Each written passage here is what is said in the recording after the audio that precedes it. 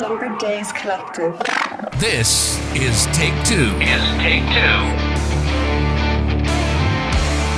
We have Conor O'Keefe over here. Thanks very much for having me on, Debbie. I'm actually not going to lean in anymore. I just leaned in there, and that was the only thing I was not meant to do. Yeah, exactly. I gave him a few instructions, and he already broke one of them. Yeah. It's all right. Good start. Busy day for you. Yeah. Mad busy. But like, as I said, all good stuff, It's kind of good being busy. If I was sitting at home and doing nothing, I think I'd probably be in a way worse mood. You know what I mean? Sure. Yeah. So. Busy day. You're a busy man as well. You're running around. Yeah. Physically. Literally just came from a run in Phoenix Park. Yeah. How was that? Really good, actually. Like I have a big project that I'm building towards. We'll probably talk about that anyway as we get into it. But I'm doing a public training session on Sunday. So basically just getting people around. Like, I think people are like will mistake what I'm trying to do to get people all pure hyped and, and like, let's go and smash some runs and stuff. That's not it at all. Like, I'm not that type of guy at all anyway. Like, people say I'm the Irish David Goggins, right? Sometimes people have said that to me and I'm like, I'm absolutely not, because I love the crack. I love having fun. I'm not a person who even takes these really, I've got mammoth dreams and mammoth ambitions about what I want to do in endurance. But if I'm ever too serious and I'm not having fun with it, I'll never fucking do it again. I love doing it. I love what it brings to my life, and that's what I'm trying to do with this public training session, is just get people out, have a bit of fun, drink some coffee, meet some new people, oh, you like to run, I like to run, I live this place, I live that place, and then, you've got a new running buddy out of it. And I've seen that happen time and time again, because I've ran these before. I used to do 5 o'clock runs, 5 a.m. runs, do 5k at 5 a.m, 5 at 5, that's what I was called, and you just get people together, and there's people that are still friends, and this is over a year and a half ago now since the last one, because I used to do it in Cork, but I'm going to get these started again now in Dublin, because I've moved to Wicklow since with the last year. But with this run on Sunday, it's just what it's really about is not touching the thing. What I really want from it is community, love, passion, friendliness, just get people together, have a bit of crack. I'm going to be suffering, because I'm doing the half marathon with 10 kilos weight, which should be okay, really. I won't suffer that much. But I want people to just kind of be there, connect, and it's all donation based for Project 32, because I'm going to independently fund it, so the whole project, I'll just let everybody know from the outset, I suppose, is 32 marathons in 32 days in the 32 counties of Ireland, and I'll weigh 32 pounds, which is 14.5 kg. Okay. And I'm going to lose 1 pound a day. So every marathon I lose 1 pound until the last one I throw off the last pound. And what it is for me to symbolize, I started this project out in 2019. Obviously, COVID got in the way and pushed it out. And then I got injured, pushed it out again. And so I'm just set. The only thing I really want to achieve in any type of sporting sphere this year is Project 32. I don't want to do any ultra marathon races, 100-mile races, 200-mile races. I'm done with that for the time being. All I want to do is this. And so I'm going to independently fund it. I went chasing businesses and things like that to do all these things. Anybody that's out there that want to make something happen and they're waiting for a company or they're waiting for somebody to invest or give them the go ahead or whatever, find the money. Find the fucking money for your dream. Don't wait on anybody else. Don't be just walking around with your hands out or whatever. I did that and I got some success, and then there's other times where I was just shoved off to the side. I'm done with that. Fund your fucking dreams. Find a fucking way. There's always a way. And if that means Kickstarter or GoFundMe or whatever way you want to do it, I'm running public training sessions so people can get involved with these things. They can run with me. I'm going to be running with the vest. They can talk to me. They can chat to me. They can ask any questions they want about anything that I'm doing. We'll have some coffee. We'll have some chats. We'll have some fun. And that's the way I want to do it. I want to build a project. The project is meant to be about people, really. It's meant to be about getting people involved, getting people eyes and ears watching and listening to me, because there's enough negative stuff going on at the moment. You know what I mean? And we're hearing about it. I had to turn off the radio in the car today because I was literally up to here with everything. And I know that it's real life.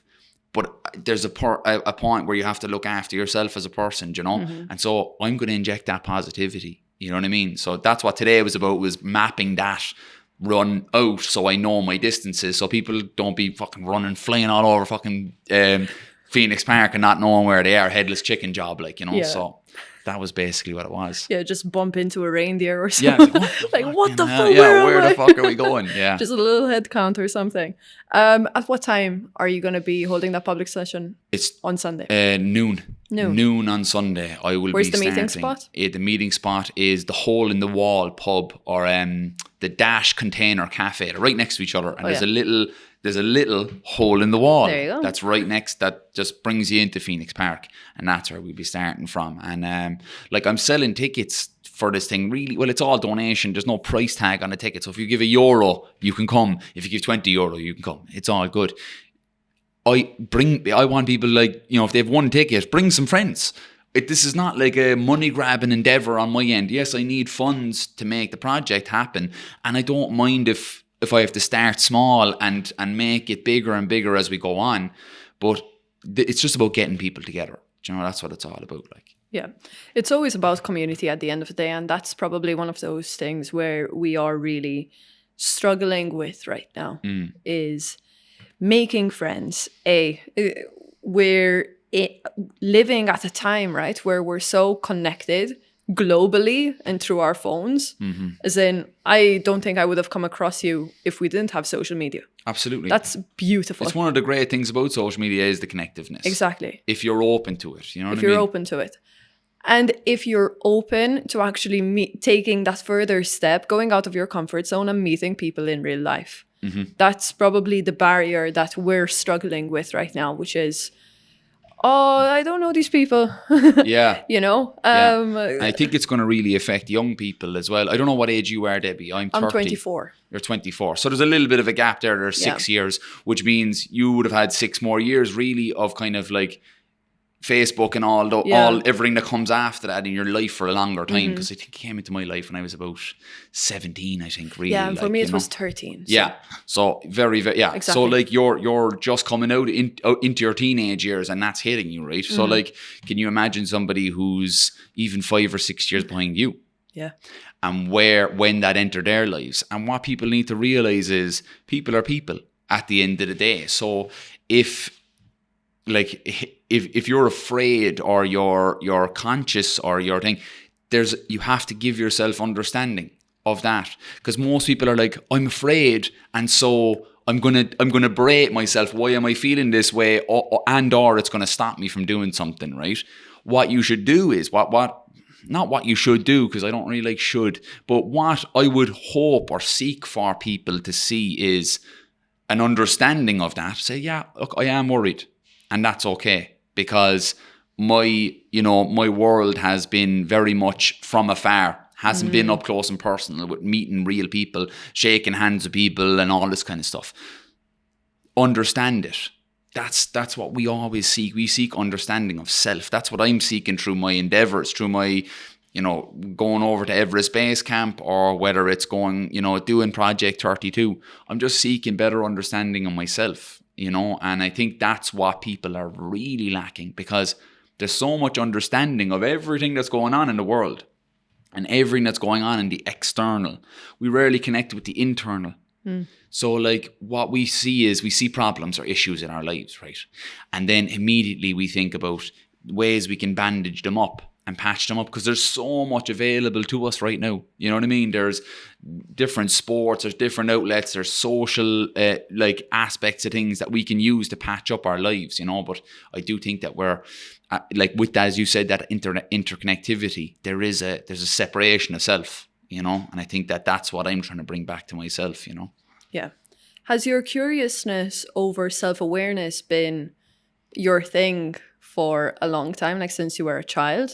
No, Yeah. not at all. I think I was the poster boy for externalities, really. Okay, so you were like super extroverted in that sense as well, or not really? I was super extroverted, but I was also doing it for the wrong reasons. Yeah. So all of my extroversion, or my pointing of my will upon external activities, was also always to garner some self-esteem. So I was always looking outwardly for people to give me that, you're good, that's good, you're doing a good job, that's funny, you know, that's a great joke, this type of shit that actually means nothing. It means fucking nothing, unless they're great things, but unless you have that feeling about yourself.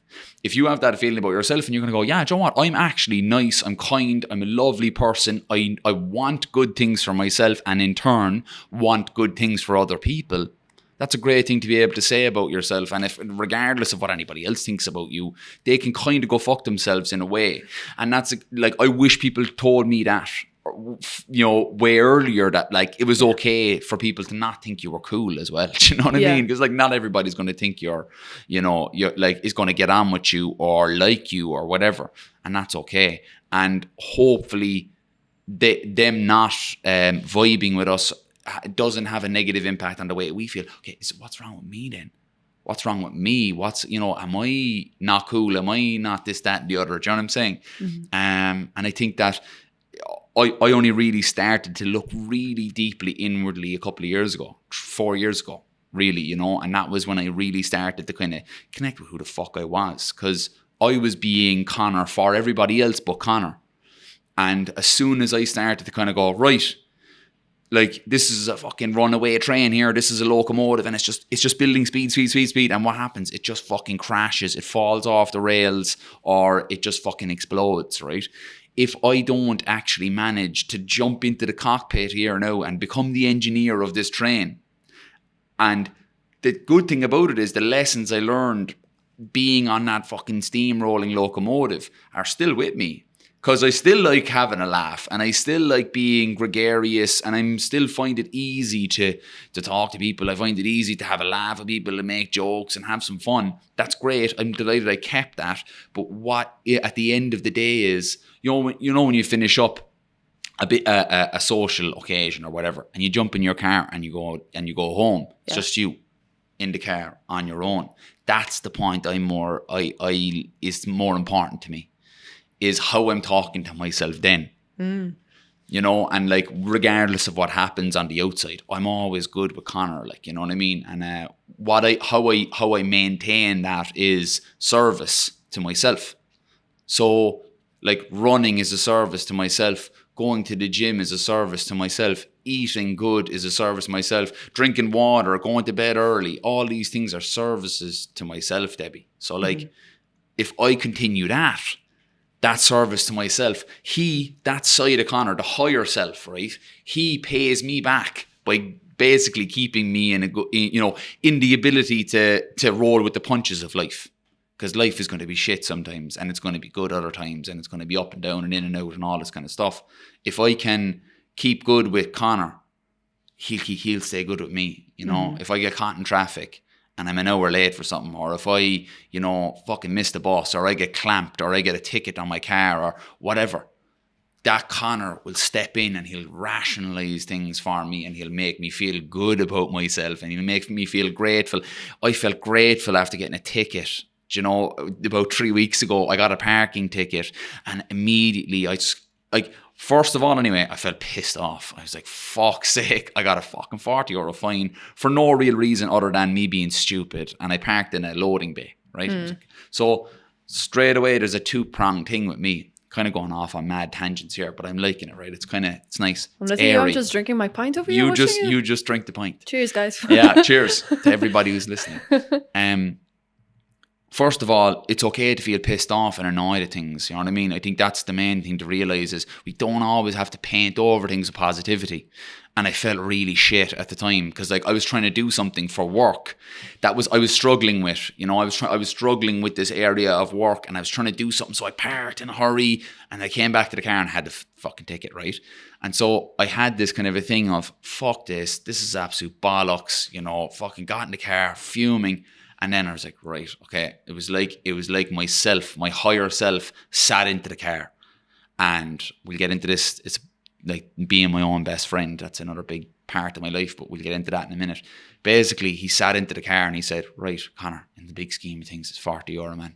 Look, you learned a good lesson. And it was a cheap one. It was €40. And you learned a good lesson. And that is, not only don't park in a loading bay, but be more careful, you know, with your life, and just think twice about things, and kind of, you know, give things the full birth, you know, before you delve into things. So it was a cheap lesson for me. And then I started driving home, and then I realized I'm driving home to my girlfriend, my dog, lit fire at home, food in the fridge. All these things started to stack up and up and up.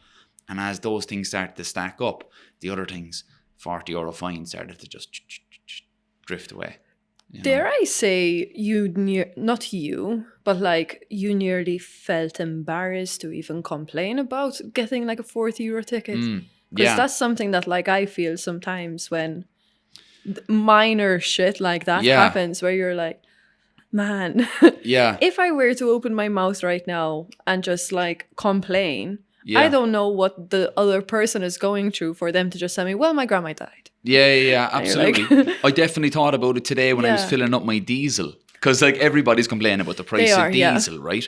And like I'm like, again, I'm not a rich person, and I don't think I ever will be either. Like, you know, it's just money doesn't really fuel you. No pun intended. Yeah, exactly. It doesn't fuel me. Exactly. So it's an inconvenience to me that diesel is so high because I drive a lot. Do you know what I mean? Okay. So it is an inconvenience. And I started to feel kind of shitty about the whole situation as I was filling my car up this morning. And then I hopped in the car and the radio came on. And it was interviews from people who are living in Ukraine. And you're just like, do you know, it doesn't always take that. But what it takes is a mindset.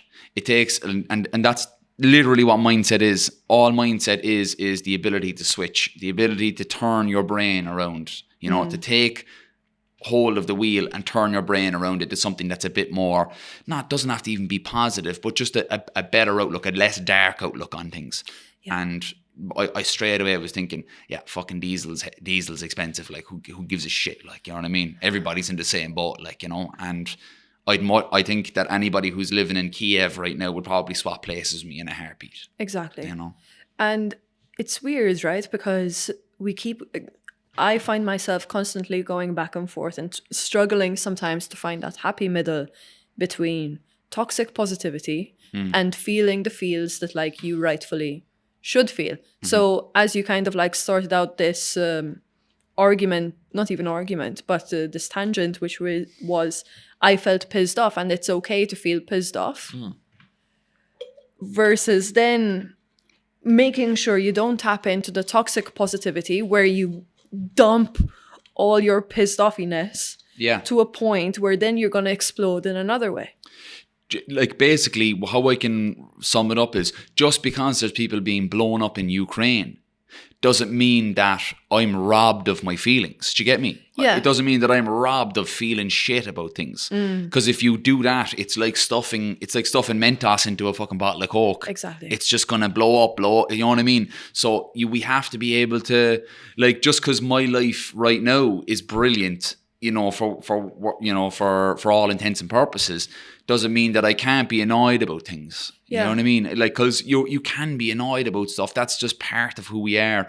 And just because there's other people who have it worse off than us doesn't mean we have to dampen our feelings. It may inform us as to how lucky we are. Mm-hmm. But at the same time, if we do not give, let's say there's actually bigger things going on. Let's say your relationship is breaking down, right? Yeah. Something that's like absolutely, it's one of the most human things in the world is you're in a relationship, you love a person, and the other person doesn't love you back. Very, very hurtful, very, you know, damaging kind of a place to be in, right? If you hop in and you're going through something like that and, you know, things about, headlines about Ukraine come on, you shouldn't go, no, I'm not allowed to feel terrible about this relationship because there's people being killed over there. No, that's not the way it is. It can help you, inform you as to maybe, okay, do you know what? Maybe I won't go out mad drinking tonight because, you know, my life is still good. I still have a house to go back to. I still have a family. You know, everybody's safe and well in my life. That's great. But it's still okay to feel hurt and feel heartbroken at whatever else is going on in your life, you know? Yeah. But it's that awareness too, you know, as you said, like toxic positivity. I think that's another thing where, like, you know, I think we're getting, like, you know, the everybody is getting more informed on so many different things that it's hard to It balance eventually everything. will become toxic. Do you know what I mean? Yeah, You know, it's just the extremity is always going to come through.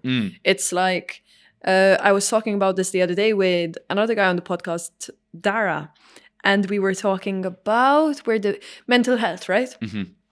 And it's how the argument has gone from never talking about mental health to talking about mental health to then an extremity where because of your mental health you can do jack shit.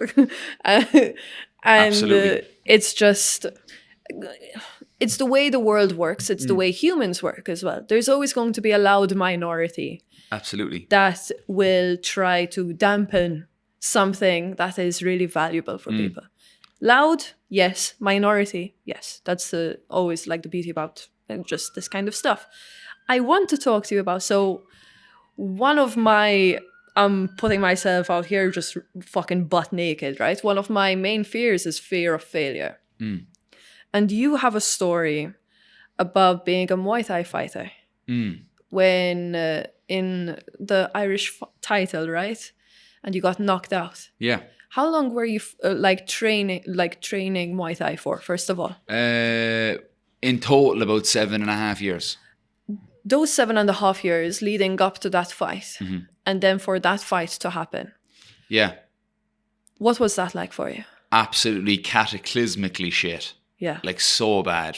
I felt it was like somebody died. It was like a piece of me died, really, to be honest, you know, and it was huge. I can't even overstate it. You know, I thought my life was over. You know, I was 22, was I 22, 23? You know, and I thought that was just such a crushing blow to my identity. Were you unbeaten until then? I was on a win streak. On a win streak, yeah. I was on a win streak of about 8 fights. You were on a high, yeah. So I was on a high, but I never believed in myself anyway. Oh. Even throughout all of the wins, I always thought that, I would come over to my corner after a fight now, let's say, and before the announcement of who wins is there, I'm like, did I win? Did I win? And they're like, yeah, you destroyed him, like, you know, and I'm thinking to myself, like, I might have lost this fight, like, you know, there's one thing when you're like, there's one thing to be said about when you're in a fight, you don't really know what's going on. Like, you can have a fairly good idea. Yeah, I'm destroying this guy, or I'm not doing well, or, you know, this last round is where it's all, you know, going to go, and we have to give it everything. Yeah. But I really didn't have that self-belief whatsoever. Completely external, as I said at the start. Like, so it was all like, and even though I was searching for praise, I never believed it anyway. You know, I never believed when people told me that I was good. I never believed when people told me I was doing well. So I was in this mad, like, vicious circle of my own creation, you know. So when I got to that, so what was so damaging about that as well was it was like being found out. You know, it was like, oh, yeah, okay, so you're not as good. You never thought you were any good, and that's proof. There's proof now that all the bad shit you were telling to yourself over the last couple of years is actually true. You were getting away with it with all these fights. And then it's like all these different things of, okay, you stepped up a level and you're not at that level. You just stepped up a level. You're lower than that, right? All these things started coming in. Boom, boom, boom. And I beat myself up on and off for about 4 years. Like, wow. Really, like 4 years of like really damaging internal dialogue, suicide ideation, heavy alcohol abuse, not giving a fucking shit about my life, really, of my health, of my own well-being. My mental health was like hanging by a thread. I was manic as well, so like I would be up fucking mad, like huge soaring highs and then plummeting lows. So I never knew what Conor I was going to wake up to.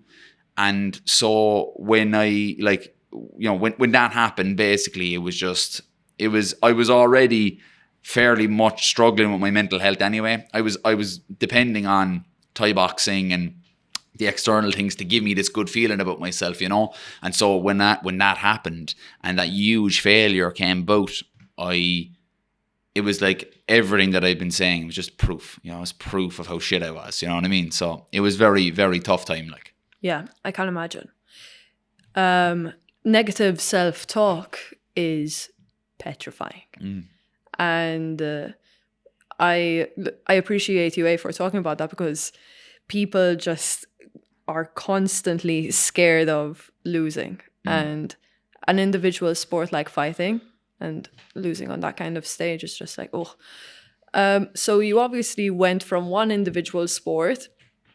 You had that 4 years, you were saying, of like a manic phase, right?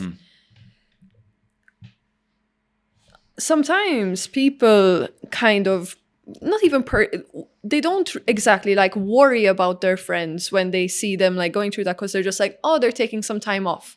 They're no longer like following said discipline. Let them be. What do you think? I think I know your answer to this, but what do you think you needed at that time to just like pull you out of that slump? Ooh, to pull me out of that slump, I don't actually know. Well, I really needed me. You know what I mean? I really needed me to show up and kind of go, right, cop the fuck on here in a way, right? Because like I definitely like the human mind is just incredibly complex and incredibly fragile and also incredibly tough, you know? So when I think back at that time, I think I really just needed to show up for myself. But I didn't know how, didn't have the tools. I hadn't been building those tools because those tools were always given to me from the outside world. So I never built them from within me. So when that happened, I really, because you see, the thing was, I was incredibly dedicated. So like more so than my peers. I never drank, never ate bad food. I was always in bed on time. I was training twice a day. So I had to be up early and I had to be up early and in bed early. And I was very regimented about it. I didn't go on leave insert holidays or college balls or college nights out or none of that shit. And so, and I felt like that was going to give me the edge, over people, And so when I finished it, and then I had this internal dialogue of, you're a fucking failure. You always knew you were, but this is proof that you are. Then I was like, right, well, I'm going to fucking go ham and just fucking go hard at the drinking, hard at the party, catch up on all the shit I've missed out on. And I'm going to just absolutely go fly off the handle. And so, yeah, like my parents were definitely worried about me because they could tell that I was manic. They could tell that I was not having a good time. But like, I suppose on the outside, people only really saw me. My friends only really saw me when I was out. Do you know what I mean? So they only really saw the side of me that was out partying, having fun, trying to be the center of attention, trying to be the jokester. And so they didn't really know. Yeah. Some of them probably knew and they had a bit of a thing, but then they had a bit of an idea. But then like also you drift towards people that will enable all of these things to happen as well, because misery loves company, So like I drifted towards my friends that were also going through this crisis within their 20s and were also searching for things at the end of a bottle and all of these things. So it was very, very easy for me then to just kind of dip under the radar. So I think what my biggest lesson from that is no one's going to fly in my window with a cape on and scoop me up and make me feel good about myself, because that's just not happening. So the main thing is for anybody that is going through that shit is to seek help, right? So like put your hand up, and the hardest thing is to say, do you know what, I'm really struggling here. I'm not having a good time. I don't want to get out of bed. I'm really, really not enjoying my life. Like, you should be enjoying certain parts. Life is suffering, this whole thing of life is suffering. And, if we find meaning in the suffering, that's living. Like, that's not just surviving, So we will suffer, but there is what I kind of call like, unwarranted suffering, unneeded, unnecessary suffering. And that's that suffering that's mainly brought upon by ourselves. So the unnecessary suffering of these negative thoughts, of these negative, affirmations that we give ourselves. We're a failure, we're not good enough, we're this and that. That's unnecessary suffering. And so if you're constantly in a loop of that, you need to put your hand up and go, all right, I need help to get off this treadmill here, right? If you feel like if you feel like that's the way it is, no one's going to come and walk into your room with this saving grace. You have to put your hand up and go, you need to go actively seek help. So it's all on you. Responsibility is on you. And then when you do that and you get those tools and you start walking again, then it's all up to you. It's all up to you to keep on that track. And so you have to constantly be aware of yourself. And that's where that self-understanding comes from. And the understanding of self, we need to understand when we're slipping into these behavioral patterns, these thought patterns that are negative for us, that are going to lead us into this life of unnecessary suffering. You know, we don't need that. There's enough suffering that will be brought upon you just by the everyday world. You know, the burden of being a human being. You know what I mean? If we can mitigate that, and like, I'm my own best fucking mate. Like, I really am my own best friend. And that's what makes me a good partner, makes me a good dog owner, makes me a good son, makes me a good friend, because I'm good to myself and I look after myself, number one. You know, the plane is going down, you put your mask on yourself first and then you help everybody else. That's my mantra of life, is you have to be good with you. And so, yeah, I think that I really actually needed, for me, because everybody else could tell me this, that, and the other of this is what's going on, or this is what's happening, or maybe you haven't dealt with this trauma, or maybe you haven't dealt with this, that, and the other. And they could say it all they wanted, but if I wasn't in the position to hear it, then it was useless. You know what I mean? So I feel like it was very much up to me, like, you know. Yeah. And through all of this then, when was the first day like that kick-started your journey to becoming your best mate? So you're drinking, you like, people are worried about you, you're manic. Tell me that turning point, or like the first thing that was like, holy shit, I have to stop doing this.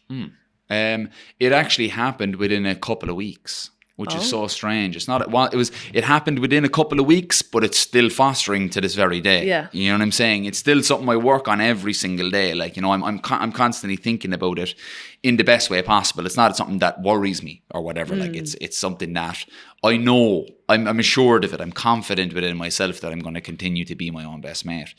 So I remember the 1st of January 2019, and I had really done a really heavy bout of drinking, about 4 months of like really heavy drinking. And I was really in a bad shape, physically, mentally. And I had actually ran my first ultramarathon and all at this stage, like, you know. So I ran 100 miles for the first time in August of 2018. Okay, so like still in that slump. Absolutely. You still signed up for something else. Yeah. For anyone who's listening, nothing on the outside is going to fucking fix you. You know, fix you. Nothing on the outside. No race, no gym class, no coach to 5K, no losing 20 pounds, no holiday, no course, no book, no podcast, no nothing. Nothing is going to save you. You're going to save you. You're going to save you. And that's it. You have to get into the position where that podcast, that book, that gym class, that running is service to this friend within you. That's service to who you are. It's like, oh, this is who I am. I'm carving out my own life here. These things are part of it, but it's all part of this outlook upon myself as being this good person. That's the first and foremost. So I did an ultra fucking marathon, and it didn't quote unquote fix me. I did 100 miles. It didn't make me magically discover who I was. It made me hurt a lot, and it made me see how far I can push myself and like how far I can really bring things. But yet again, that was it was being fueled by the wrong things as well, and it changed, and it morphed into something completely different. So I had that ultramarathon in August of 2018, and then I had 4 months really heavy drinking, because I kind of sat back and on my laurels, like, you know what I mean? I was getting very complacent. I was like, I can run 100 miles, I can do whatever the fuck I want. Superman. Because before this 100 miler, I was slugging pints of Murphy's and I was smoking cigarettes with my friends. And I was just talking like, yeah, I'll be grand, like, it'll be fine, don't worry about it. I got out and did it. And you were grand, technically. Yeah. I did exactly what I wanted to do with it. Yeah. So that was kind of proof in my head that, like, I always had that. I always had the doggedness, you know. I always had this, I'm going to keep going until my legs fall off type of mentality anyway. Yeah. And so what I needed to was to come from a place of love, not a place of seeking affirmation or seeking love or hatred, even almost, like, you know, because a lot of self-loathing going on in my life at that time too. And so I got into the point in the 1st of January 2019. It's so weird. Like, you know, people say, oh yeah, you know, new year, new me, all this kind of stuff. And like, it's just a fucking calendar so that we, you know, can tell the fucking seasons and all this type of stuff. It was invented in 1582, the Gregorian calendar. Like the new year, it means nothing, right? In a way, but it can mean something. If you attach anything to anything, it can mean something. If I attach that drinking this water gets me hydrated and then that hydration makes me better athlete and makes me have a better day, then that's great. And it's the same thing as when you know, go to the start of a new year and you go fresh start, clean slate. Like a little check-in. Absolutely, you know, and it's you make whatever sense you want from it, you know. And I said to myself, like, I remember sitting down in my room and like actually just having a fucking honest conversation with myself and saying, like, you're not going to make it to 2020, buddy. Like, you're not. Like, I was so close to stepping over the edge and taking these suicidal thoughts into the real world that I just felt like, you know, it was a matter of time almost, like, you know. So it really had to come from within me, and I was like, why? And that was the big thing, was I was like, what can I do? What can I do to save me? When I really should have been asking, why do I want to be saved? So why do I want to be saved is the answer to that is a question that I can only answer. Because what I'm going to do, people go, oh, you do yoga, or, you know, you could do paleo diet, or you do Pilates, or you start running, or you blah, blah, blah. Everybody can have a bash off of the what. But the why, no one can answer, only me. Because I'm the only one who can answer the why for Conor. And the why for Conor is the belief that I'm a good person. And that's the why I came to, like, you know what I mean? And I hadn't come to that why before, because I never thought that I was. Never thought that I was a good enough person. Why do you want to save yourself? Why do you want to live, basically? That's the question I was asking myself, you know? And it's like, why do you want to actually live? It's because I've got something and I can bring something to people, and I've brought things to other people's lives. I'm sure there'll be lots of people pretty pissed off if I killed myself, you know what I mean? And there would be lots of sad people there. So that there means there's value to my life, but that value has to come from here. Has to come from me. Has to come from within me. It can't be because other people enjoy my fucking time. It has to come from me. So the why really I sat with. And so I jumped into the next thing, right, which is an externality again. And I said, I'm going to go do dry January now. Clear my fucking head, right? So 30 days, no drinking, whatever. Yeah. And like, you know, it's so weird going years without any alcohol. And then the last couple of years up until that time, really heavily alcohol driven. And then I said, oh, I'll give a month off now. No drinking, month off. And I got to the point, and I got nearly to the end. And then I went out because there was a girl that I was messaging at the time. And she was coming down to Cork. She was living up in Dublin. And she said, oh yeah, do you want to come out and have a couple of drinks? Like, it's 4 days short of the thing. I can break out a bit early, like, and have a drink or two, like, you know. I remember having loads of drinks anyway and passing out and blacking out and not have a fucking clue what happened, and waking up the next day. And instead of this kind of usual voice of berating myself and like giving myself this super hard time, I should say as well, I was training for a 200-mile ultramarathon at this time, right? So I was training for a 200-mile ultramarathon, which was a complete another externality yet again. It was seeking outwardly again, but it turned into something different fairly soon after this, because after that day, I noticed that my internal dialogue was changing. Because I wasn't being hard on myself. I wasn't like, you fucking idiot, going out drinking too much. You blew your shot now with this girl. You blew your shot and, you know, blah, blah, blah. All this kind of negative stuff. It was like, right, this isn't the fucking deal we made with each other, Conor. No. Like, this wasn't the deal you made with yourself on the 1st of January, was it? No, it isn't. This isn't the way we want to live. This isn't the path we decided that we were going to take. The path we decided we were going to take was we were going to be our own best friend. And what I mean by that is, Joe, when you have a failure or a fuck up or a setback, or you don't get a job or whatever, your best friend is there. And what do they say? They usually go, you fucking gave it your best shot. Do you know what I mean? You got to the last round of the interviews and fair play. Next one, you'll get him the next time. Or, you know, you got to keep going. And yeah, look, you failed at this thing, but look what you learned and all this kind of stuff. But you don't say that to yourself most of the time. We don't. We don't tend to go for that. We tend to go for the, fuck, you're actually shit. You don't do anything right, blah, blah, blah, all this kind of stuff. And so I was already swapping into this best friend mentality, unbeknownst to myself almost. And a couple of days after that morning, I woke up to do, I was starting to wake up really early in the morning because I was starting work at like 8:30. So I get up at 4:30 and I'd run, because I'd be running for quite a long time for 2 or 3 hours. So I'd need to be up early. I woke up really early. It was February. It's really fucking cold. And I would always listen to music when I was running, and I sometimes still listen to music now, and sometimes I don't, and I pick and choose. And I got out of the car. It was around 5 a.m, pitch black, February morning. It was fucking bitter cold. It was icy on the roads, and I put my headphones in every day. I would put my headphones in, and I'd always listen to music. Didn't matter what it was, something to keep me company. So there's fucking no one on the road at that time of day in fucking February, and I'm just running, and I was going to go to 30 kilometers that day, and 300 meters in, my fucking Bluetooth headphones died in my ears, and I just started to, I heard three things. I heard my footsteps, and I heard my breath. I heard them really clearly, because there wasn't fucking any cars on the road, no nothing. It was really quiet. And then I was like listening to my thoughts. So like the first thoughts were like, oh shit, fuck's sake, I'm after fucking doing a thing. I'm after fucking no music, and now I've got 30 kilometers to do with no music. And then you realize you're there. You know, I'm here, and you never stop. Your internal messaging never stops. You're always thinking about something. So like whether you're like running now and the music blasting or whatever, you're thinking, oh geez, that's a lovely dog. Oh yeah, oh that car, I had a car like that, blah blah. Is that a nice colour, man? You know what I mean? It's always running.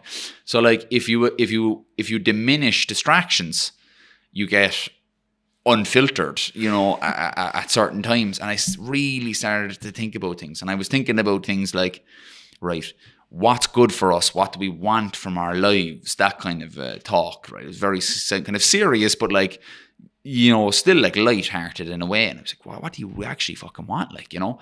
And I always felt like I had this greatness in me. I think everybody feels it. That everybody feels that they have this great thing in them, and it's just about actually letting that happen. Because we can self-sabotage ourselves so many times and put obstacles in our way that are not there. Oh, I can't quit my job. I can't quit I've got this on, and I've got that, and I can't do that, and I can't move over there. Sure, that's fucking because I've got this on here, and blah, blah, blah. And I couldn't tell that to that person here because that's what's going to happen if I do that. We'll make up a million excuses for ourselves. And so I just was like, right, we need to strip back things. So I quit my job a couple of weeks later that I didn't enjoy. I probably would enjoy it now, because I think I could pull enjoyment without anything now. You know, because you're happy with yourself. Absolutely, you know what I mean? And it was nothing to do with the job. The job was a good job. It was a great job, paid me really well, gave me great benefits and all this kind of stuff.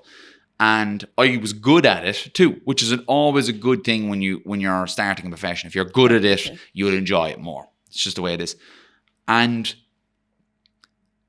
so I when I had this kind of discussion with myself over this 30-kilometer run, it was 2.5, 3 hours that I was out there by myself, and I started thinking to myself, and I was like, right, like what can we do to better our lives then? What can we do? It's like, John, we'll just try and we'll just skip out on alcohol for a while, because I'm enjoying this clarity, because I was having good clarity throughout January, and I think I gave it up for about 700 days, so in just short of 2 years.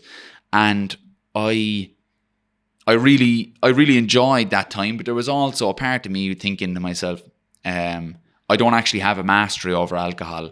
I'm just not drinking it right now. You know what I'm saying? So I felt like, do you know what I'll do? I'll have a pint. And no, alcohol is like a small, tiny part of my life. So if I wanted to have a whiskey with my dad, no, I'll have a whiskey with my dad. If I wanted to have a pint with my friend, or I'll go over now and when we get to, you know, after Everest Base Camp is finished, we were in Kathmandu, I'll have a beer or two with the lads or whatever. So it's a part of my life, but like that was just one of the one of these external things that would help me discover the internal better, give me better clarity, better time with myself. And so that's where, you know, the external can really, you know, really inform you how you can improve the internal, and the internal will inform you how to improve the external too. So I stopped drinking. I quit my job. I was actually had a mortgage to buy a house. I didn't buy the house. I used that money to buy runners and train and have a bit of good time training and travel around the country, do nice things, that kind of way. Enter races, you know, just do things that I was enjoying. And like you gave yourself a break nearly. Yeah, I gave myself a break in one way, but I also gave myself a lot of work in another way. So I quit the job, and then I started training really hard for this 200-mile race, and I ended up winning that. And I had no expectation really from the race whatsoever, but one of the most beautiful things about the race was not the win. It was the feeling I had afterwards, and that was, it wasn't fucking cloud nine. It wasn't, I'm up top of the world, you know, sky high, you know, this is unbelievable. And there wasn't then 2 or 3 days afterwards this fucking crash, this lull, this low, this isn't giving me what I wanted out of it. It was very much like I was like, yeah, of course you won the race, like you did the work, you know, and you're capable. You're a capable person. You're capable of doing this. You know what I mean? It wasn't surprising to me. Yeah. And so that made me kind of realize that the external, I wasn't attaching my identity to ultramarathon either. I wasn't Conor, the ultra runner. People can think of me as that. Yeah. Absolutely. They can identify me with that. I don't think of myself as just this ultra marathon runner. I just think of myself as this person, you know what I mean? But as I said, people can, you know, whatever. Like if it's easily identifiable, that's the guy who runs, you know, that's fine. You know what I'm saying? But what it really let me know was that I had taken huge leaps forward in my relationship with myself, because I felt like, regardless of whether I won, lost, fucking did it 20 miles or 200 miles, I was still going to feel good about myself. Yeah. You know? I'm going to stop you for a sec and ask you, what was your time? Like, because people don't know, like 200 miles and all that. What was that race for? It's very funny, right? There's a 60-hour time cap. So there's a 60-hour day and night. Yeah, all the way through. So once it starts, it's 60 hours straight through. So it's 2.5 days, basically, right? So you get 2.5 days to do the 200 mile in the UK. Right. So I remember starting there, and I remember getting in there, and I was like, fuck it, I can't believe we're going to do 200 miles. Because I'd done 100 and it fucking half killed me, right? And I was like, I can't believe we're going to do 200 miles. And then the organisers started talking about the race, like, and that it hadn't had a finisher since it only had one finisher, and it was in 2016, so it was 3 years before that race, and before that it hadn't had any finisher at all, right? Yeah. So it was like, the guys were like, this is a fucked up course. It's a loop 182 times, so it's a 1.1 mile loop 182 times, right? 82, so it's 1.1 mile. Okay. 182 times, which is 200 miles. Oh, wow. And so that's brutal. It's horrific. And you know what it was? It's not just it's not on a road. It's on like a trail with like tree roots everywhere, and like there's so much climbing in it. It's a killer race. If anybody wants to do it, it's the Enduroman Festival 200 miler. And I don't think there has been a finisher since either. It's fucked up. And I think it was just one of those things where I was getting loads of these things stacked on top of my beliefs that this was going to be really tough. It was just like, they were just stacking on. It's like, do you want a double burger in that? Boom, lob it on. And it was getting tougher every minute that I was there. It's a mental challenge before you even absolutely. Go. Ultramarathons are like the mental game before you even cross the line. It's similar to a fight. Yeah. Fighting is just a strange beast anyway, because you really can beat yourself Just like with ultramarathon, before you ever step in the ring. And I did that in that Irish title fight as well. I had already lost before I ever set foot in the ring. I fought really hard and I gave it everything, but I had already lost because mentally I wasn't there. I didn't have the mental game. And so when I got there and they were telling me all about these things, I kind of felt this weird calm where I was like, right, okay, it's like we didn't sign up for it to be easy, you know what I'm saying? So I didn't sign up for it to be a walk in the park. I signed up for it because I thought it was going to be really challenging.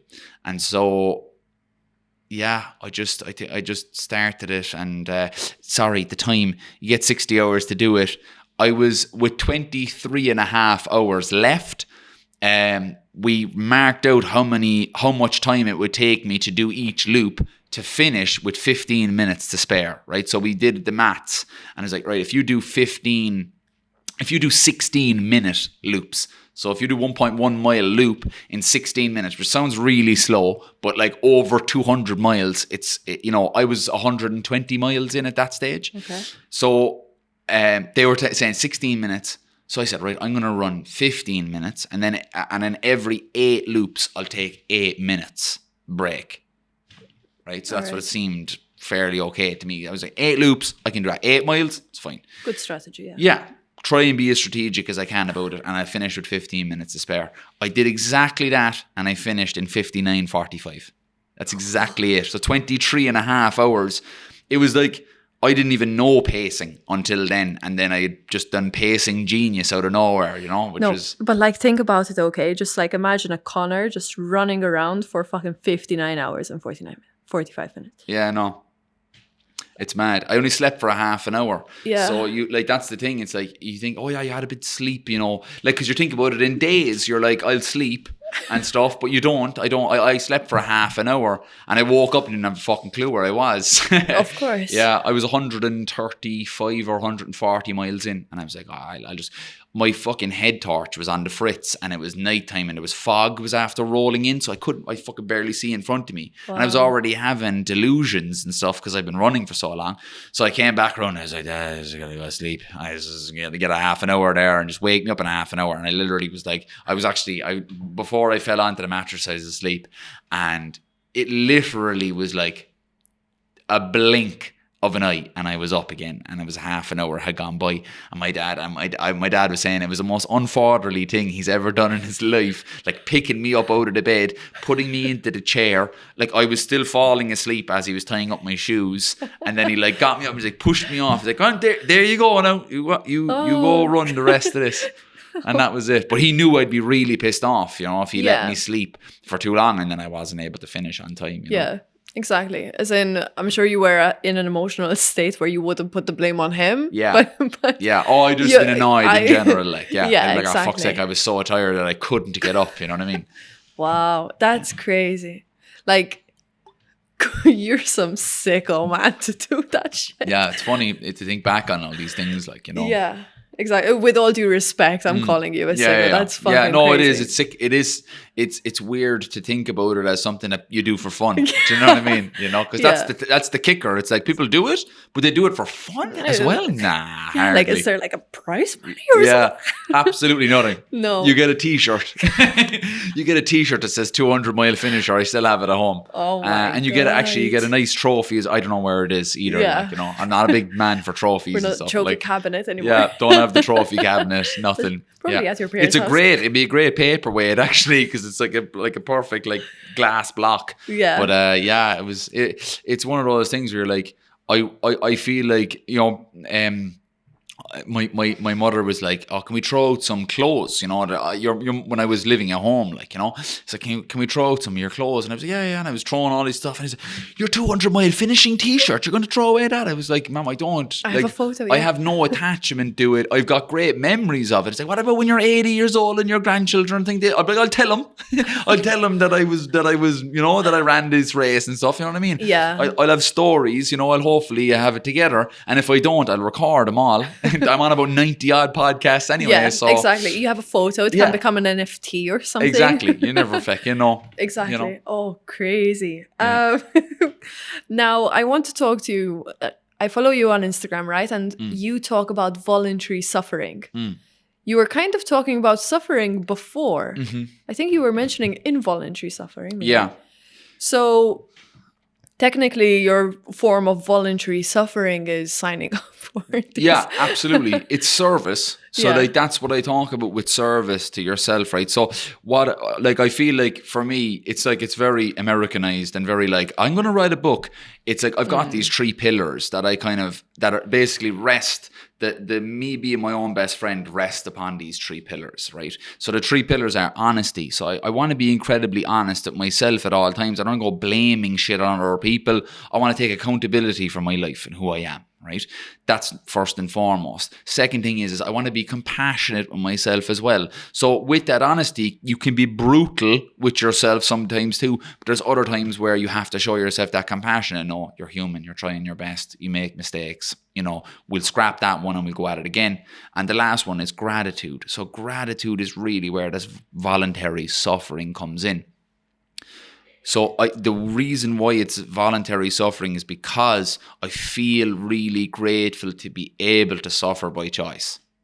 So many people suffer through their lives because their lives have led to that way. So they could be either, addicted to drugs, or they could be addicted to gambling, or they could have a relationship that's broken down. They could have lost a child. They could have all these things that are going on in different people's lives.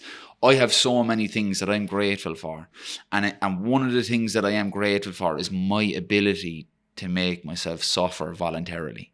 So one of the things that I'm really grateful for is that I can get up and go to the gym, that I can run, that I can choose to run with weight on my back if I want to, that I can do all of these things, and that they bring me joy as well is a huge thing, because so many people can do them and it brings them no joy. It brings them no joy in moving, and that's really what I am. Really, I'm not an ultra marathon runner. I'm a mover. I like moving. So I like hiking, I like cycling, I like running, I like walking, I like lifting weights, I like moving my body in that kind of way, so, and I'm grateful for that, and I hope I have it for the entirety of my life. Hopefully, if I continue to give this service to myself, so I serve myself, in a way that I look after how I sleep, I look after how I eat, look after how I drink, look after how I think, which is a huge part of it. If I look after all these things, hopefully I'll be able to continue this voluntary suffering.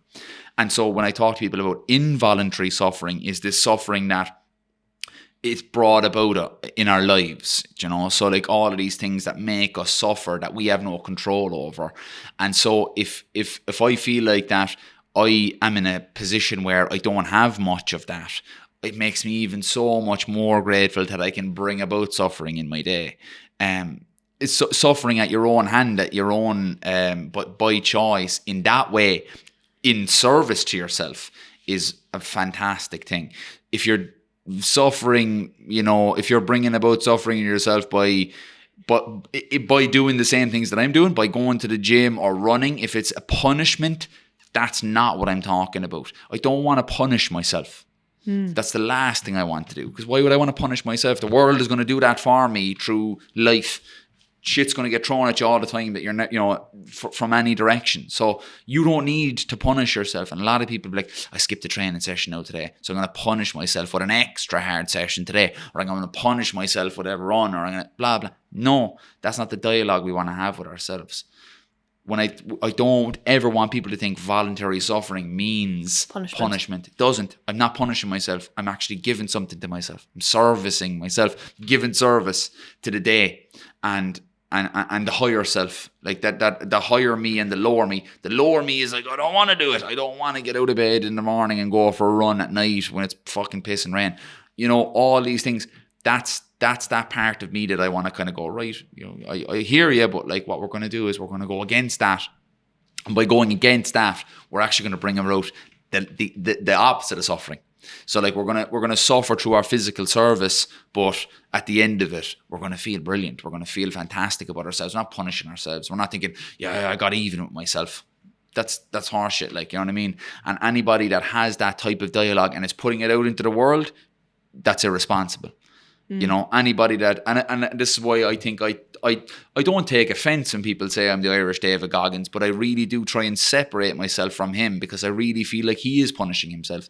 And I feel like he's got a fantastically strong mind, but that mind is being sharpened through this punishment, you know. And like for a man, like he just had knee surgery, there like in his, you know, early 40s.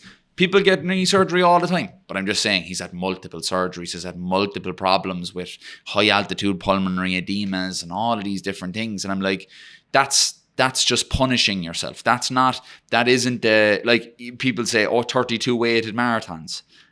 You know, that's going to be really punishing yourself. But it's like, right, that what I'm trying to do is through that is just the seeking of more of an idea of where I can go. And throughout, I'm not a person of an end goal. I really am just enjoying the process of it all. I'm enjoying training every day. I'm enjoying finishing training every day, eating good food and all these kind of stuff. I'm enjoying that part. It's not a punishment to me. I don't want to do it all the time. You know what I mean? I don't want to train all the time. And that's where this idea of this voluntary suffering really does come in. Because when I don't want to do it, and I think about the voluntary suffering and that I'm able to do it, and that I'm grateful to be able to do it, it gets you off the couch. You know what I mean? It gets me out of the bed in the morning or whatever. You know, it's like one of those things where you're like, right, I can do it. And it's for me. It's in my training plan. It's to be done, and you can do it.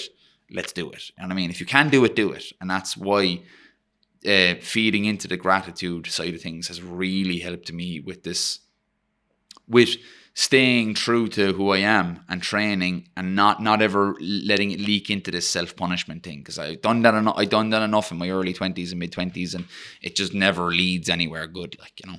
Yeah, exactly. It's going to lead you to injury, first of all, as we can see. Look, the thing with David Goggins is he's brilliant for people to wake the fuck up. If they need that wake-up call, he's a good kick up the hole. He is a good one. Yeah, you know? And like I think he's an amazing dude, and I've read his book and I've listened to his audiobook, and I'd recommend. His audiobook is amazing. It's absolutely amazing. It's an incredible piece. Yeah. And I still admire him. For sure. But I feel like it's like everything in my life. I take the pieces that I find useful. And that's how it should be for everyone, as in probably even with you. It's one of those things where if someone doesn't like, I really hope that no one just signs themselves up for an ultra marathon just because you said it. But loads of people have, though. So how did they go? It's been generally incredibly positive. Good, right? At least. And people have, like, loads of people have started up running an ultramarathon from following the page, right? But what I've always sought to tell people, and if anybody really listens to me on any podcast, is that I don't want that to happen. What I want to happen is for people to start talking to themselves. Yeah. And start talking to themselves in a better way. And if that therein leads to you running an ultramarathon, or then leads you to quitting your fucking job or moving to this place or learning a language or whatever you want to do, fantastic. Yeah. And if you don't think my ideologies or I don't even think it's an ideology, because I'm so flexible, like, you know, it's like, it's not I don't have hard and fast rules. I might have some hard and fast rules for myself, in that I will always try to be good to myself that day. Like, I have hard and fast rules about that. I'll drink water. You know, I blah, blah, blah, all these things that I will do, and they're like part of my rules and my principles. But I would never say to people, if you don't do everything that I'm saying, you're not an acolyte of mine. Like, you know, I don't want acolytes. I want people to be their own people. Mm-hmm. And if they can supplement their lives with a thought that I've given them, so their own thought, not mine, their own thought about something, is like, you know what, now I'm actually just going to start talking to myself better, right? That would be class. That's what I would like. You know, if people say, do you know what, Conor, he achieved these great things, but he did it by being better to himself. That's the crux of the whole thing. Being better to yourself. That's, if you can be better to yourself, and if you can give service to yourself every day. So that means even if you're hungover, right? One, the most important thing is the way we think about ourselves in those situations. Usually we feel guilty, or we feel shame, or we feel really shit, and we're hungover, right? no, what we do is we be honest. So the first pillar, we be honest with ourselves and go, you drank, no one shoved the drinks down your throat. You were the one who went up to the bar and got that extra pint when you definitely didn't need it. That's good. That's one pillar done. Honesty. Compassion. Right. You made a mistake. You had a bit too much to drink. You're human. This happens. Alcohol, fucks up with the way that you think anyway. So if you went overboard, the alcohol helped you, get to that point, and we'll just move on and we'll take that as a lesson learned. Now, the next time we won't have that next point. Deal. Next thing is gratitude. Let's be grateful for what we have. Right, okay, I'm after waking up now, right? I'm hungover, but I've got fucking fresh water in the tap. I've got food in the fridge that I can eat. I've got fruit in the bowl. I can actually start, being good to myself. I don't have to waste another day being bad to my body or whatever, Yeah. So we move on from it and we move on from there, Exactly. And in the process of you becoming your best friend, right? Have there been certain techniques that have, besides these 3 pillars as like your guardian angels nearly, were you journaling? Were you just literally talking to yourself in nearly the 3rd person? Did you have anything that was actually helping you out in terms of like a method? Yeah, I think there's is there method to the madness? To your madness that worked for you, obviously. I think for me, there's certain things that I do. All right, I figured out fairly early that things were going to have to be really easy, right? Okay. Or I wouldn't do them, right? So things had to be really easy or I just start falling off the wagon, right? So my reset, right, if you will, let's say you're having a bad day now or whatever, or you in your head you're having a bad day and things aren't going away the way you are, right? What I do is it's a simple thing. I'm actually doing it right now. I pour myself a glass of water, right? It's the easiest thing ever. It's like a mental reset, right? So what I do in that time, when I do the thing where I'm like, all right, okay, I need a glass of water, right? And it's not just because I'm thirsty, right? What it is that I need that reset. So when I pour the glass of water and I drink it, I'm like, I'm being good to myself now. I'm hydrating myself. I'm doing something that's purely good. No one could argue with me now that drinking water isn't good for me. It's purely good. I'm doing it for me. And it's only for me. It's not for anybody else. It's just for me. And I'm gonna, and that's the way I'm going to reset things. Second thing I do, it's kind of a 3-part process. I talk about this with companies, with universities. They always ask me, how can you do, how do you stay on track and all this kind of stuff. These things are really, really, really good because they're fucking easy, right? I move my body, whatever way you want to move. I bend down, touch my toes. I'd stretch my quads. I might just put my arms over my head, stretch out my back. I'll stretch out, move my body or whatever the case may be. I'll do knee hugs or quad stretches, whatever. Move my body for a couple of minutes. And usually it's while I flicked on the kettle, right? And then I make myself a hot drink, right? So I make myself a cup of tea or a cup of coffee or whatever. And then the third thing is I'll get outside. So it doesn't matter if it's piss and rain or whatever. I'll get on all my rain gear, everything. I might only be going out for 5 minutes. If it's piss and rain, I'll get all my rain gear, everything on, and I'll just walk outside with a cup of tea or a cup of coffee and I'll have a sip. Or I'll get the dog and we'll go off and we'll drive off into a forest or whatever, or we'll drive down the road and we'll go for a walk. And that to me is like three separate things that are all for me, by me, and they're all good for me. And so when I do feel like there's one of those days where, there's oftentimes now, I noticed recently that I had a lot of time on my phone, right? And it's not something that I give myself a shit time over. Something I used to give myself a really bad time over. But it's something that I'm aware of. And so I noticed that I was having a lot of time on my phone, right? And I've reduced it now over the last couple of days. And I think you get these things where you just get spikes, because I'm very much about promotion of Project 32 right now, and I want people to see it, because that's what it's all about. It's people seeing it happen. And that's how people are going to see it, is through social media. Absolutely, you know. So so I can't give myself too hard a time, right? So I noticed that, and then I will notice myself doing a waste of time, where like I'm looking at reels or something and I'm just flicking mindlessly through fucking reels about dogs or fucking bollocks on my phone, and I go and I catch myself. So about 15-20 minutes in, I go, oh fucking hell, where did that 20 minutes go, like, you know? And I go, right, it's time for a glass of water. That's where it comes in. I see. So I'm like, because that's a time where I could start feeling really shit about my day because there's 20 minutes gone by where I'm doing bullshitology, or I could start talking bad about myself, but I won't. I would never anyway. Now, you know, at this stage, but like it could open the door for that. Like, oh my God, you fucking wasted your whole day. Blah blah. Forgetting about all the stuff that I've done. I've been training. I've cleaned the house. I've done all that. Forget about that. Doesn't matter. Because when you get into that frame of mind where you're useless and you've done fucking shit all day, it doesn't matter about all the stuff you actually have done. You know what I mean? Yeah. First thing, you got up, you had a shower, you washed yourself, you brushed your teeth, you made food for yourself. All these great things that we do for ourselves, and this is all part of this service to self, we forget about in those times. So I use the whole method of these 3 steps when I'm in that thing. So I go, right, fucking phone is gone now. Phone is gone. I'm putting on airplane mode. It's in the corner of the room for the whole day. I'll get the water on board. I'll start moving around my body. I put the collar on the dog and get the dog out, and we'll go for an old walk around the place. And then when we get home, we're just chilling. I'm not like going to give myself a hard time and go, we just start hoovering the ceiling. You know what I mean? Like, I'm literally like, you know, we'll relax. We'll watch a bit of TV or we'll read a book. I'm just chilling out. And so that's the thing. It's like, I'm not hard on myself because I know I'm going to do, I know 99.9% of the time, I'm going to do the things that are good for me and that are worthwhile and that are positive or beneficial.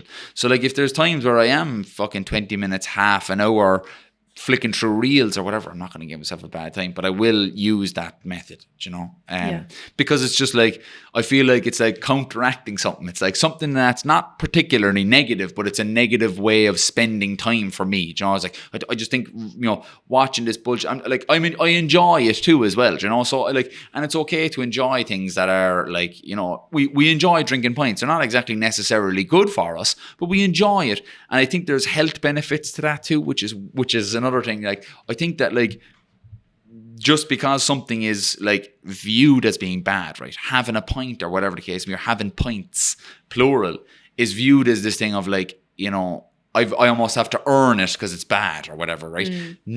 I not always, right? If you sat down, you had a couple of pints, you don't go overboard. Like binge drinking for me is just like, I've just done it so much that I just see it being a fucking terrible waste of time. Agreed. Waste of money, waste of time. You look like a fucking idiot. You do stupid shit. There's no point. Fuck your stomach up as well. Everything. I completely regret everything. Oh, absolutely. It's never a good time. And so, but if I'm saying to people, right, if you went out and you met some good mates and you had 2 or 3 pints, that's community, right? Yeah. That's connection. That's laughter. That's friendship. That's good for your health. So if you say to people, no, not every day, you know what I mean? But like, again, if your part of your life is like, part of my life is this thing, is this idea, as I said, this idea of service to myself, of this positive service to myself. Positive service to myself might be meeting my buddies for 2 or 3 pints. Exactly.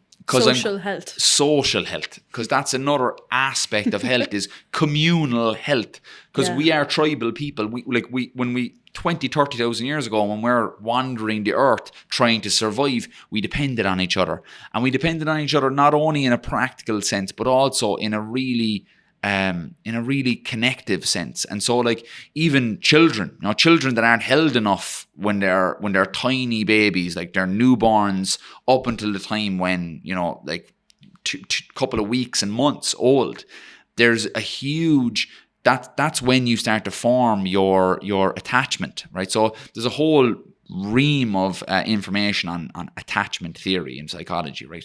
And attachment theory is like whether you have a secure or an insecure attachment, right? I have what's known as an insecure attachment, right? I have what's called as well, even a subcategory of that, avoidant. So I push people away. I found it very difficult to have relationships. I would dive headfirst into a relationship and then I withdraw. And then as soon as I got a bad feeling from it, I was gone. because I was afraid of being abandoned, or I was afraid of being hurt, or I was afraid of this and that. And that comes from like literally the first couple of weeks and months of my life. I got a feeling off my parents, or I got a feeling off my mother, or whatever, that I needed to basically be independent and survive on my own in ways, right? And so I kind of almost forget the tangent I'm going on here, but sorry. You're fine. Yes. This then follows us through life. And so if we feel part of something, if we feel part of a tribe or part of a community, or that we belong, we can almost like override our avoidant or our insecure attachments and become secure within ourselves. So that's the path that I'm on right now. And I definitely feel like I'm in a relationship now for a year and a half, right? Which is the longest relationship I've had since my first ever relationship, right? It's the longest relationship I've ever had. And it's one of those times where you really can see the work I've done on myself manifest itself in a relationship.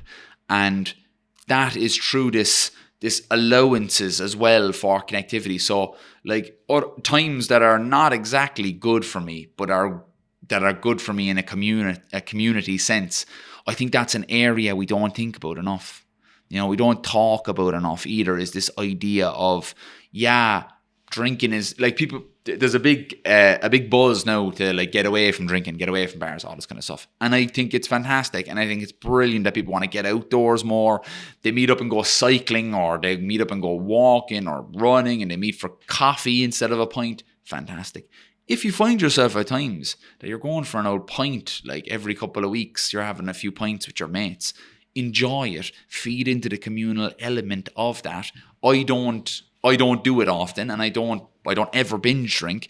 But what I would say to people is like, if you're going to give yourself a hard time over it, like there's no point. You make your choice, you sit, you make your bed, you sit in it, you know what I mean? And that's it, and if you are going to make that choice to go out and have a couple of drinks, don't ruin it. Don't ruin the positive benefits of having a good time and laughing your ass off at fun jokes by being shitty to yourself the next day. Do you know what I'm saying? Because like I've made that mistake time and time again. Like. Exactly. And even when sometimes people, when they embark on a self-care or like this kind of journey, sometimes they end up, I've done it a few times as well, they end up focusing so much on themselves of like, oh no, I'm bettering myself, that then the journey ends up being really lonely. Absolutely. And it's also the concept that there is no fucking end goal, like this shit will never end, is not often spoken about, to the point where there isn't a finish line in the self-care journey when then you turn around and you're like, let's fucking go, guys. Yeah, now we're done and we'll smash some pints. No, you left your 10 friends on red. Like, people are done with you. You forgot to call your mom. And you have to kind of start shit all over again, and you're probably feeling guilty about yourself. It's a weird cycle. Again, it's the happy middle, and figuring out your why before probably not even embarking on this journey, because sometimes, I don't know, you don't really not need the answers, but if you sit down too long to try and find the answer, to sit down on your lap, you'll end up waiting. Paralysis by analysis, exactly. That kind of way. You raised some really interesting points there, because I did feel like for me to turn from this mad drinker guy to not drinking at all and running all the time, you're going to, that's part of it, you're going to alienate people, right? And so what I knew from the very, very get-go was I wasn't going to be able to, I didn't want to press my new life on people from my quote-unquote old life. You know what I'm saying? So I wanted to do it for me, and I will try my best to meet people on a ground that's a middle ground for the two of us. Happy days. And I used to go out sober as well a lot. I just didn't really enjoy it. And it wasn't that. It's like, oh yeah, you couldn't go out and not have a drink or whatever. It's like, I just didn't. I'm like, right, it's fucking half 11. Like, I'm up for training. Like, it just didn't meld with where I wanted my life to go at that point. So what I would say to people that are, one, if you really are embarking on the quote unquote journey, you won't even realize you're on it anyway, because it'll just come from within you, and it won't be a date on the calendar. You know what I mean? It'll be something that comes about it. It doesn't have to be a totalitarian regime where you just completely forget about anything. Because I think I made that mistake also with no drinking and all this kind of stuff, where there's times where it would have benefited me. Yeah, maybe a wedding to celebrate. Who knows? Absolutely. So like even times where I had a good, I finished a race or whatever, and my friends were there and all this kind of stuff, would have been great to have 1 or 2 drinks, but I wasn't at that point. You know what I mean? And I feel like it was necessary for me to go through that to realize that alcohol could still have a part of my life, and I could have a good relationship with it. And so. Like this part of like, if we seek to better ourselves, that we find ourselves on this lonely journey, that's also a choice. So you make a choice, and there's going to be times, because I'm very much an advocate for being selfish. You will have to be selfish. If you really do want to achieve things, or you want to move forward things, you're going to have to be selfish, and you're going to have to go, right, so here, I'm actually gone because I'm up at 6 o'clock in the morning because I have this to do or whatever. And that's the thing, is it's not about barriers. It's about boundaries. So if you set up barriers to people, you're blocking them out of your life. If you set boundaries, you go, right, yeah, I can go out for a drink, but I have to be home for 9 o'clock, right? Or I can meet you here, but I have to be done by this time because I have this to do, I have that to do. And saying, no, sorry, can't do that. I'm doing this and I'm sorry. That's okay to do as well. Yes. So like, as well, the second point you made was a fantastic one of this no finish line. And that's where I really stumbled up so many times in my life, where I thought, I'll do this thing and it will solve my problems, or it will fix my life. I'll run a marathon, I'll run 100 miles, I'll win an Irish title fight in Thai boxing, I'll move to Canada, I'll do all these things. They're going to fix me. They'll point me the way, quote unquote, right? So if you realize that what the actual end goal is that you're okay with there being no end goal, right? So Which I'm is okay. So anticlimactic. Yeah, absolutely, because that's not what's portrayed in the movies. The movies has a start, middle, and end. Yeah. Every story has a start, middle, and end. And if you've ever written, or if you ever read an article and you're like, the fuck, it's like literally going nowhere, it's in circles, going back and forth, blah blah, and you don't have this start, middle, and end, is because we only think in that way. We think in starts, middles, and ends. So there has to be this end goal, or you're missing that. No, what I would imagine, like for me, the best end goal that I could possibly think of was getting to the point where I was okay with it being a life long endeavor. And that's where I'm at. I'm enjoying my life. I'm enjoying waking up in the morning, and that's the best gift I've ever given myself ever, was to just get to that point where I'm like, all right, I'm actually feeling pretty okay and I'm enjoying my life. And that's that's it, is like getting to the point where you feel like the end goal doesn't matter anymore, because we can get wrapped up in that. The end goal is losing 10 pounds, or the end goal is running a marathon, or whatever. We can put whatever finish lines we want on our lives, but what we should realize is that, do you know what, we'll just be okay with not having a finish line, and just trying to get to the point where not even that we enjoy each day, because you might not and you won't really. If we just get to the point where we can cope with whatever the day has in store, or whatever the day throws at us, that's a fucking good old end goal to get to, Definitely. That's a good one. So let's wrap it up, because you will have to drive home. Oh, yes. We've got Project 32, right? Yes. Is that happening first, or Everest? Everest is first. Everest is in a couple of weeks. So going to base camp. It's brilliant. I haven't actually been over 5,000 meters since I was 17. So it'd be great to get back into altitude and have a bit of time there and just see the magnificence of the Himalayas. It's going to be fantastic. And this is the thing that, like, another thing that I have to kind of say to myself at times as well, is that it's actually great, because I'm thinking about training for Project 32 all the time. That like, you know, this is almost like a hiccup. You know what I mean? Like Everest Base Camp is a hiccup, you know, in that way, because it's not very much conducive to the end goal of Project 32, but yet it's fucking brilliantly, you know, enjoyable, and it'll be a fantastic experience. So I'm doing that, and then I'm back home start of May, and then back at the end of April, and then that's when preparations start for the last training block, 3 months. For Project 32. So that 32 days in a row, right? 32 days in a row. Hopefully starting, the preliminary dates are the 28th of July to the 28th of August. Nice one. Hopefully.